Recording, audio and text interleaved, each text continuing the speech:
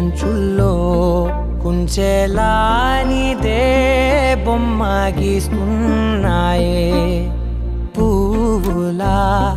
నా ఊహల గుమ్మంలో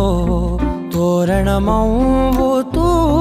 నువ్వే నిలుచున్నావే కొంచెమైనా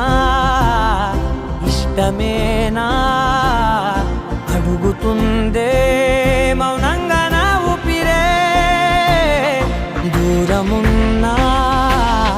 చేరువవుతూ చెప్పుకుందే